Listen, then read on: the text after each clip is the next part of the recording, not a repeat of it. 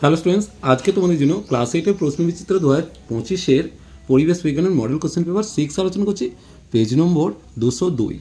চলো প্রথমে physical science পার্টটা দেখে নেব। দেখো, এর আগে 5টা মডেল তোমাদের অলরেডি প্লে লিস্টে দেওয়া আছে, তোমরা দেখে নিতে পারো। এর সামনেরগুলো দিতে থাকবো। চলো প্রথমে একের দাগ সঠিক উত্তর নির্বাচন করতে বলেছে। একের কোশ্চেন, পারদের ঘনত্ব 13.6 গ্রাম পার ঘন সেমি, অর্থাৎ বিয়ের উত্তরটা সঠিক হবে। এরপর দেখো শূন্যযোজী মৌল, সাধারণত নিষ্ক্রিয় মৌলগুলো শূন্যযোজী হয়, অর্থাৎ হিলিয়াম, নিয়ন, আর্গন এগুলো।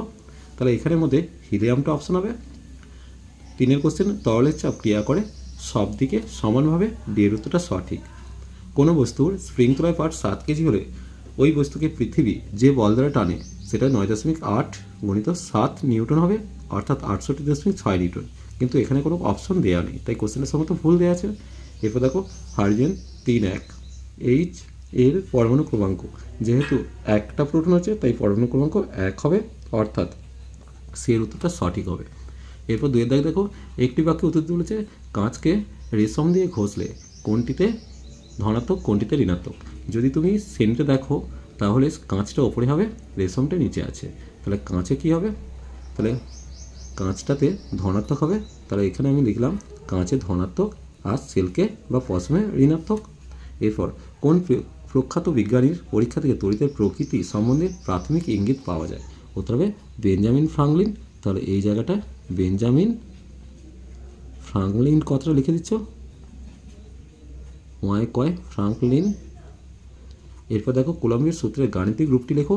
দেখো কুলম্বের সূত্রের গাণিতিক রূপ হচ্ছে এফ সমান কী হবে, k into Q1 Q2 by r square, যেখানে এফ হচ্ছে তড়িৎ আকর্ষণ বল, কে হচ্ছে ধ্রুবক, আর Q1 Q2 হচ্ছে তড়িতাধান, আর হচ্ছে মধ্যেকার দূরত্ব।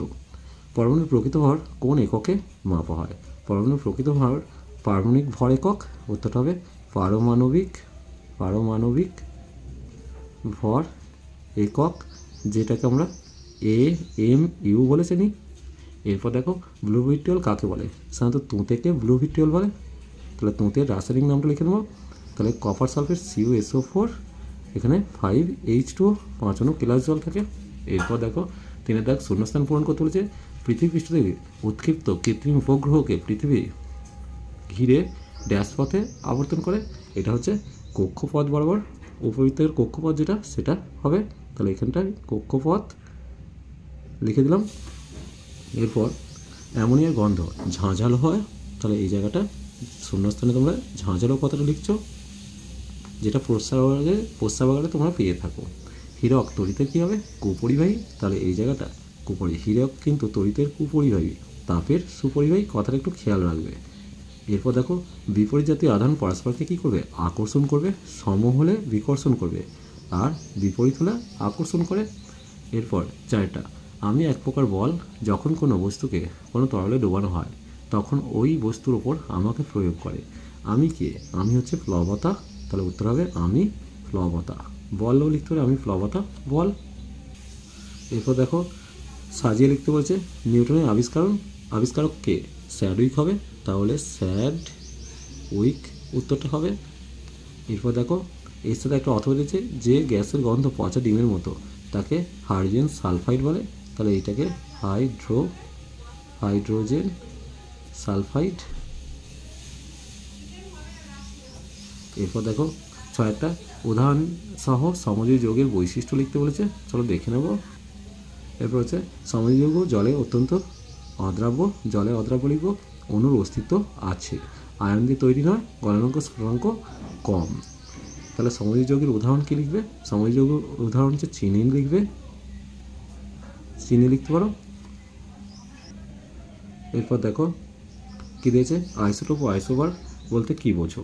আইসোটোপ তোমরা জানো যে সমস্ত একই মৌলের বিভিন্ন পরমাণু, কী লিখবে? একই মৌলের বিভিন্ন পরমাণুর যাদের প্রোটন সংখ্যা সমান কিন্তু নিউট্রন সংখ্যা আলাদা।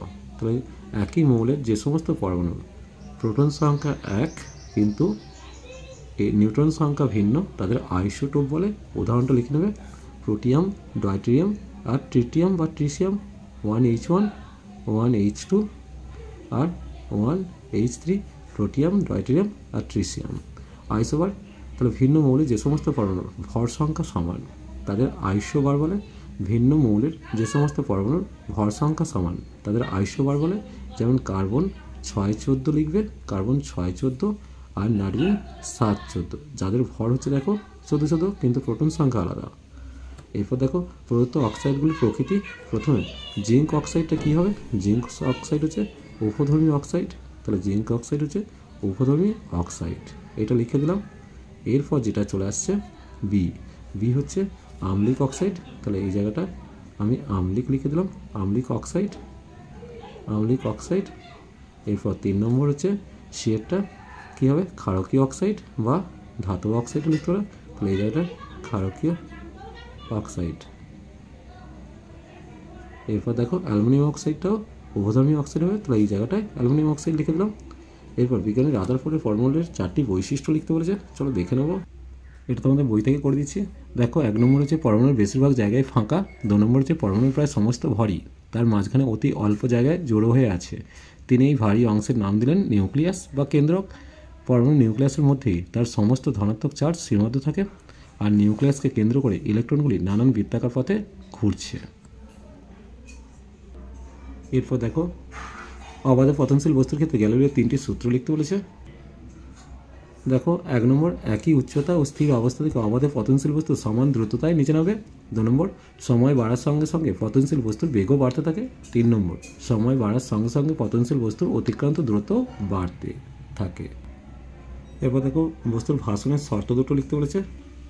দেখো ছবিতে দেখো W1টা হচ্ছে বস্তুর ওজন যেটা নিচের দিকে কাজ করছে, আর W2 হচ্ছে প্লাবতা বল যেটা ওপর দিকে কাজ করছে। তাহলে দেখো প্রথমে 1 নম্বর হচ্ছে আংশিক নিমজ্জিত অবস্থায় ভাষণ। প্লাবতার মান বস্তুর ওজন অপেক্ষা বেশি হলে, অর্থাৎ W1টা লেস দেন W2 হলে বস্তু তার আয়তনের কিছু অংশ তরলের বাইরে রেখে ভাসে। আর 2 নম্বর হচ্ছে পূর্ণ নিমজ্জিত অবস্থায় ভাষণ, যেটা হচ্ছে এই ছবিটা। তাহলে প্লাবতার মান বস্তুর ওজন অপেক্ষা ওজনের সমান হলে, বস্তুর প্লাবতার মান বস্তুর ওজনের সমান হলে বস্তুটি তরলের মধ্যে ডুবে থেকে যে কোনো জায়গায় ভাসবে। এরপর দেখো লাইফ সায়েন্স পার্টটা। 1 নম্বর সঠিক উত্তর নির্বাচন করতে বলেছে। চোখের রেটিনায় মৃদু আলোক শোষণে সক্ষম হচ্ছে রড কোষ, খেয়াল রাখবে মৃদু থেকে রডের ডটা মনে রাখবে, তাহলেই খেয়াল থাকবে। অন্তর্বর্তী থলি বলা হয় লাইসোজোমকে। এরপর দেখো ব্যাকটেরিয়ার কোষে মাইটোকন্ড্রিয়ার পরিবর্তে কোন অঙ্গাণু শ্বসনে অংশগ্রহণ করে? উত্তর হবে মেসোজোম, তাহলে এই জায়গাটা মেসোজোম কথাটা লিখবে। এরপর দেখো মানবদেহে কত জোড়া ক্রোমোজোম থাকে? অবশ্যই 23 জোড়া, যেটাকে আমরা 46টা বলি। এর প্রাইমোর্ডিয়াল ইউটিকল কাকে বলে? চলো দেখে নেব। দেখো উদ্ভিদ কোষের আকার ক্রমশ বাড়তে থাকলে গহ্বরের আকার ক্রমশ বাড়তে থাকবে, তখন নিউক্লিয়াস সহ সাইটোপ্লাজম কোষ প্রাচীরের ভেতরের দিকে কোষের পরিধির দিকে সরে যায়। গহ্বরকে বেষ্টন করে সাইটোপ্লাজমের এরকম বিন্যাসকে প্রাইমোর্ডিয়াল ইউটিকল বলে। ছবিটা ভালো করে দেখে রাখো। এরপর দেখো বিমানন শব্দটি বেছে লিখতে বলেছে। নিউক্লিওলাস, নিউক্লিওপ্লাজম, নিউক্লিওপর্দা, মাইটোকন্ড্রিয়া। নিউক্লিওলাস, নিউক্লিওপ্লাজম, নিউক্লিওপর্দা এগুলো সবই নিউক্লিয়াসের অংশ, কিন্তু মাইটোকন্ড্রিয়া পুরোপুরি আলাদা একটা কোষীয় অঙ্গাণু, তাই এটা বিসদৃশ। নিউক্লিয়াস ও মাইটোকন্ড্রিয়ার চিত্র এঁকে যে কোনো দুটি অংশ চিহ্নিত করতে বলেছে। দেখো তোমাদের বইতেই নিউক্লিয়াসের ছবিটা সুন্দরভাবে দেওয়া আছে। তোমরা নিউক্লিয় পর্দা দেখাচ্ছ, ক্রোমাটিন জালিকা দেখাচ্ছে, নিউক্লিওলাস দেখাচ্ছ, আর এখান থেকে নিউক্লিওপ্লাজমটা দেখিয়ে দেবে। দেখো মাইটোকন্ড্রিয়ার ছবিটা দেখে নিচ্ছ। প্রথমত মাইটোকন্ড্রিয়া দেখাতে গেলে ক্রিস্টিটা অবশ্যই দেখাচ্ছ, তারপর অন্তঃপর্দা দেখাচ্ছ, বহিঃপর্দা দেখাচ্ছ, পার্সনের অধৈকক দেখিয়ে দিচ্ছ। তার পাশাপাশি এইখানে দেখো দুটো পর্দার মাঝখানে যে স্থানটা থাকছে সেটাকে হচ্ছে পেরি মাইটোকন্ড্রিয়াল স্পেস বলছে। এরপর দেখো প্রাণীদেহে আবরণীকলার দুটি কাজ লিখতে বলেছে।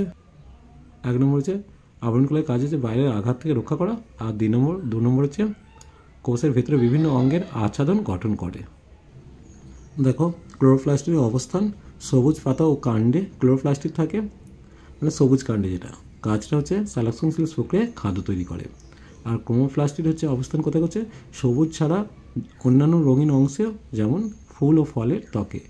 ঠিক আছে, এরপর কাজটা কি? ফুল ও ফলের বর্ণ গঠন করা।